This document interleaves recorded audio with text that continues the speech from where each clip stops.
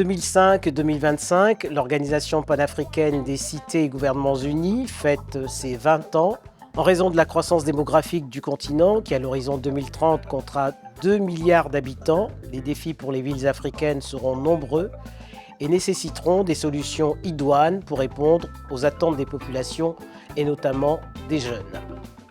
Jean-Pierre Elombassi, bonjour. Bonjour Denise. Quel regard portez-vous sur ces 2 décennies et sur les enjeux de demain? En raison de la croissance démographique que connaît le continent, nos villes sont-elles encore adaptées? De toute façon, nos villes sont ce qu'elles sont. C'est-à-dire que ce sont crues à un rythme très soutenu, probablement qui a dépassé la capacité de maîtrise des pouvoirs publics.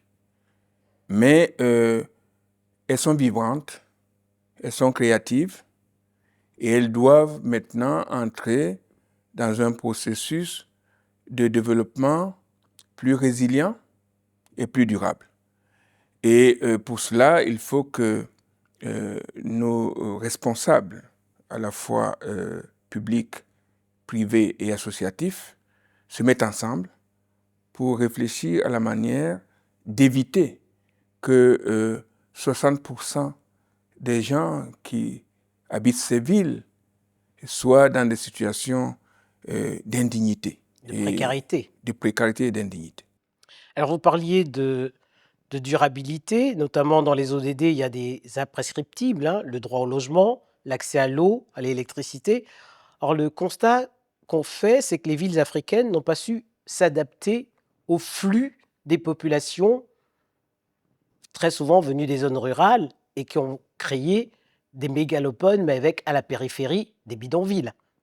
La croissance urbaine de l'Afrique est inédite dans l'histoire récente.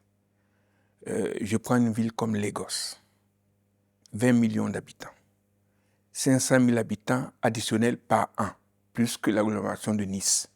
On ne sait pas gérer ces choses-là et les planifier avant.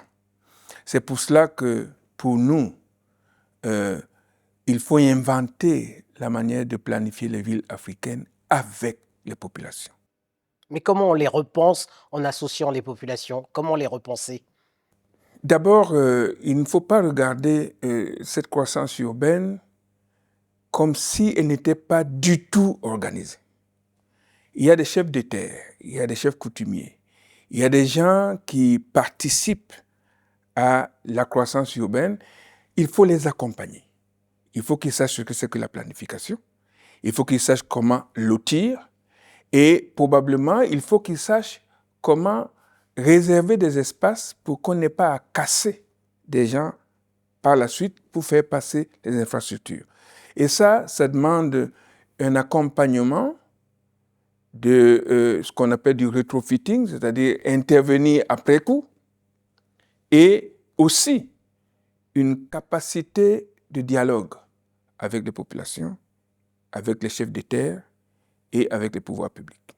Alors pour essayer d'anticiper ce genre de situation ingérable, comme vous la décrivez, certains pays ont songé à créer des capitales nouvelles.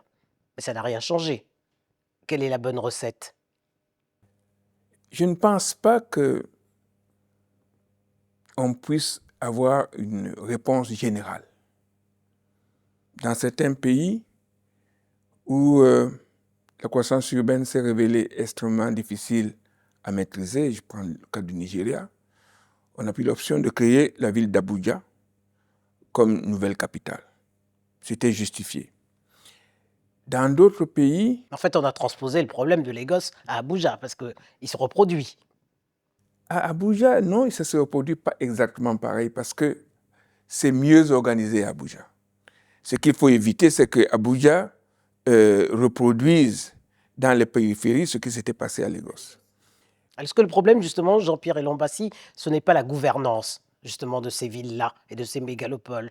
Sans doute. Mais je vous ai dit que leur croissance est telle qu'il faut imaginer autre chose. Lorsqu'on fait une ville avec des limites de cette ville et que à la périphérie de ces limites, se créent des collectivités nouvelles, mal organisées, etc., bien, vous avez la ville de droit et puis la ville réelle. Et cette ville réelle, elle est souvent organisée selon d'autres logiques. Et ce qu'il faut, on a dit, il y a un urbanisme informel, mais il faut absolument qu'on sache intégrer cette ville informelle à la ville réelle, à la ville légale. Et je pense qu'une des choses qui nous manque, c'est imaginer les mécanismes qui permettent d'allier cette urbanisation de fait avec l'urbanisation de droit. On parle de plus en plus, Jean-Pierre Elombassi, de villes intelligentes. Cela nécessite des moyens pour des investissements colossaux, notamment pour la formation des personnels, mais également pour les équipements. Quelles sont les stratégies mises en place pour y parvenir? Parce que c'est aujourd'hui, c'est demain, la ville intelligente. Les villes sont des milieux d'affaires. Il ne faut pas l'ignorer. On gagne de l'argent dans les villes. Et quand vous voyez le déploiement des solutions intelligentes, c'est souvent porté par des opérateurs du secteur privé, en particulier dans le domaine de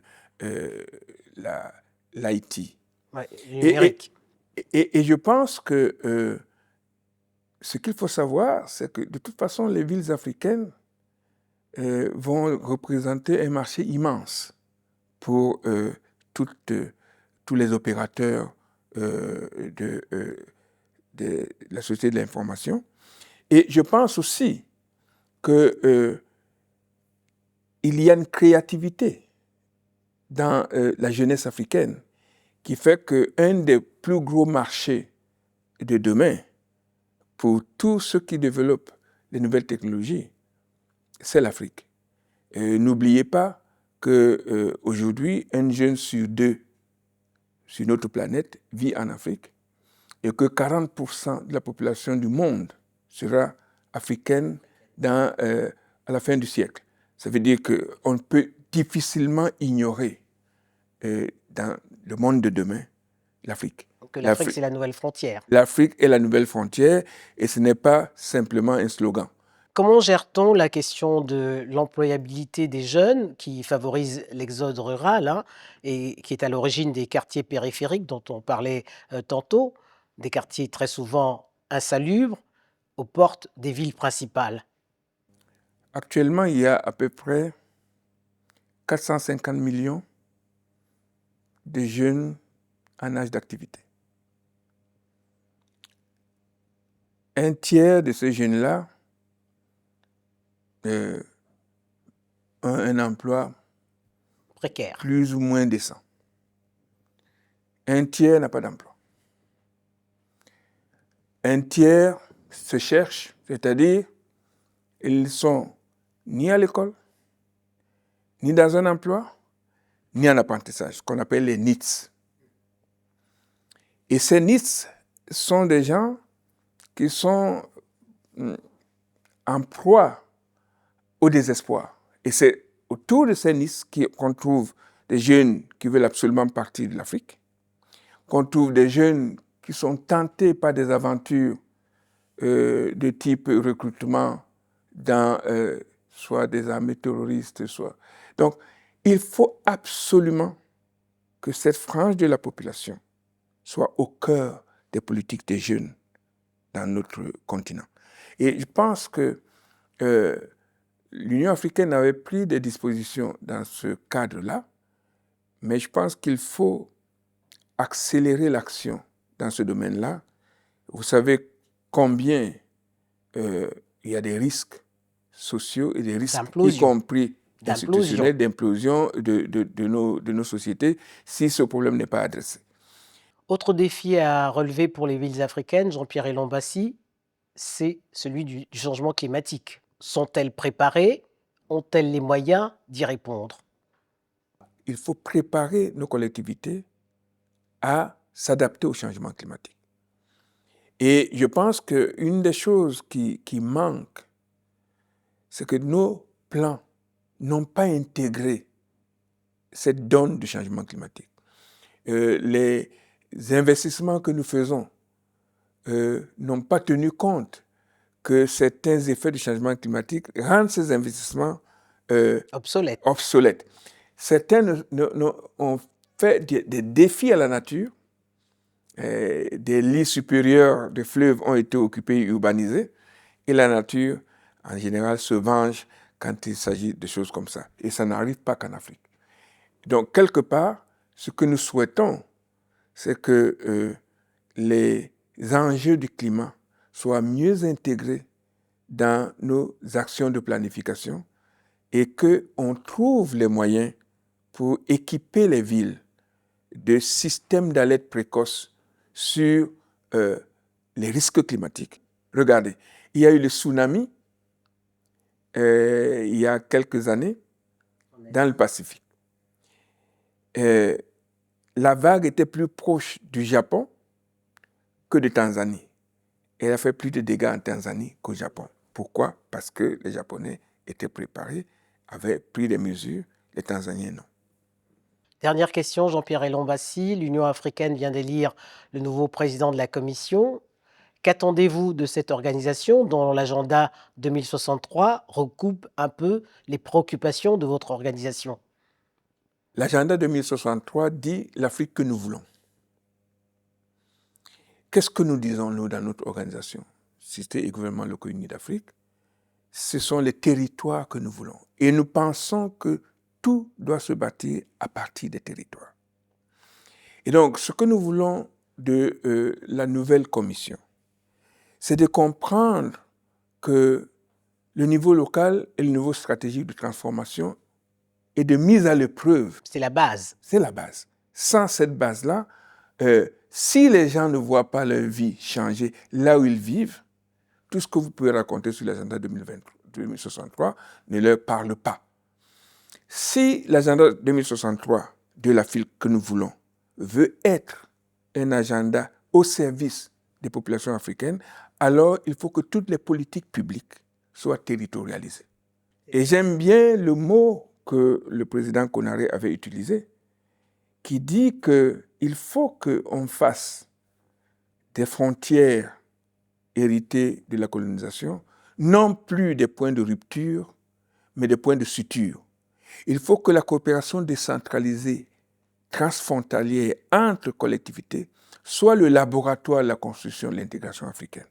Et quand on dit qu'on crée une zone de libre-échange continentale, elle ne se créera pas s'il n'y a pas de liaison entre les hommes d'affaires des différentes localités. Et c'est cela qui va créer la zone de libre-échange continentale. Jean-Pierre Elombassi, je vous remercie. Merci beaucoup.